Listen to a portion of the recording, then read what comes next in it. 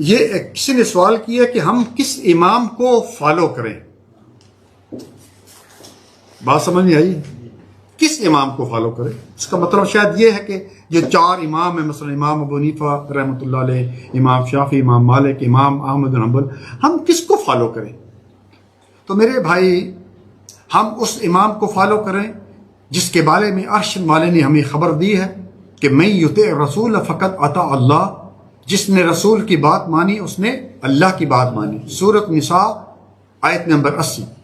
ہم اس امام کو فالو کریں جس کے بارے میں رب العالمین نے ہمیں یہ خبر دی، یا ایھا الذین آمنوا اطیعوا اللہ واطیعوا الرسول ولا تبطلوا اعمالکم، اے ایمان والو اللہ کی اطاعت کرو، رسول کی اطاعت کرو اور اپنے اعمال ضائع نہ کرو، سورۃ محمد آیت نمبر 33۔ ہم کس امام کو فالو کریں جس کے بارے میں اللہ رب العالمین نے سورۃ حجرات کی پہلی آیت میں فرمایا کہ یا ایھا الذین آمنوا لا تقدموا بین یدی اللہ ورسول، اے ایمان والو اللہ اور اس کے رسول سے آگے مت بڑھو۔ ہم کس امام کو فالو کریں جس کے بارے میں عرش والے نے ہمیں بتایا کہ وما ینطق عن الهوى ان هو الا وحی یوحی، سورۃ نجم آیت نمبر 2 اور 3، کہ رسول اللہ صلی اللہ علیہ وسلم اپنی خواہش سے نہیں بولتے جب تک کہ میں وحی نازل نہیں کرتا۔ ہم کس امام کو فالو کریں جس کے بارے میں اللہ تعالیٰ نے ہمیں سورۃ حشر کی آیت نمبر 7 میں فرمایا وما آتاکم الرسول فخذوہ وما نہاکم عنہ فانتہوا، جس بات کا میرا نبی حکم دے اس پر عمل کریں، جس چیز سے روک دیں اس چیز سے رک جاؤ۔ ہم کس امام کو فالو کریں جس کے بارے میں اللہ تعالیٰ نے ہمیں سورۃ نور آیت نمبر 51 میں بتایا انما کان قول المؤمنین اذا دعوا الی اللہ ورسولہ لیحکم بینہم ان یقولوا سمعنا واطعنا واولئک هم المفلحون، کہ ایک مومن کا شیوا یہ ہونا چاہیے کہ جب اس کو اللہ اور اس کے رسول کی طرف بلایا جائے، کسی بارے فیصلہ کریں تو وہ کیا کہ ہم نے سنا اور ہم نے اطاعت کی، اور یہ لوگ کامیاب ہونے والے۔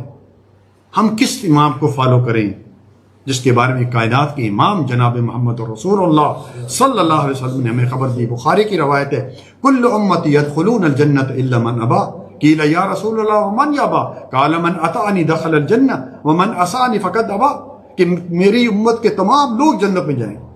کتنی عظیم بشارت ہے، تمام امت جنت میں جائے گی۔ پھر فرمایا سوائے ان لوگوں کے جن لوگوں نے انکار کیا۔ اب صحابہ کرام تھے، وہ تو حیران ہو گئے، بھائی وہ انکار بھی کرے گا؟ تو پھر آپ صلی اللہ علیہ وسلم نے فرمایا کہ من اطاعنی دخل الجنہ ومن عصانی فقد ابا، جس نے تو میری اطاعت کی، میری بات مانی، وہ تو جنت میں جائے گا، اور جس نے میری بات نہ مانی اس کا مطلب ہے اس نے جنت سے جانے سے انکار کر دیا۔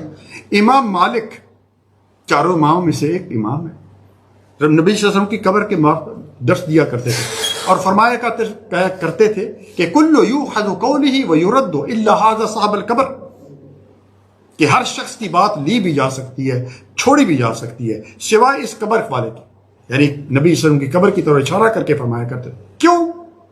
کہ وما ینطق عن الهوى ان هو الا وحی یوحی، کہ وہ اپنی خواہش سے بولتے ہی نہیں تھے جب تک کہ اللہ تعالیٰ ان کی طرف وحی نازل کرتا تھا۔ تو پیارے بھائیوں، نبی صلی اللہ علیہ وسلم کے بعد کسی کے اوپر وحی نازل نہیں ہوئی، وحی کا سلسلہ ختم ہو گیا۔ اب یہ ہے کہ دنیا کا جو بھی ہے، مفتی ہے، بڑا اسکالر ہے، بڑا امام ہے، بڑا مولوی ہے، ان کی باتوں کو ہم قرآن و سنت پر پرکھیں گے۔ اگر قرآن و سنت کے ساتھ ان کی بات مل جاتی ہے اس بات کو لے لیں گے، اور اگر نہیں ملتی تو ان کا ادب و احترام کریں گے اور چھوڑ دیں گے، شاید ان سے غلطی ہو۔ اور یہی بات جو ہے چاروں امام، خصوصاً امام ابو حنیفہ رحمۃ اللہ علیہ، وہ بات کہہ کے دنیا سے چلے گئے اور اپنی جان چھڑا گئے۔ ہم پھنس جائیں گے اس دن۔ اذا صح الحدیث فہو مذہبی، صحیح حدیث آ جائے میرا مذہب ہوئی ہے۔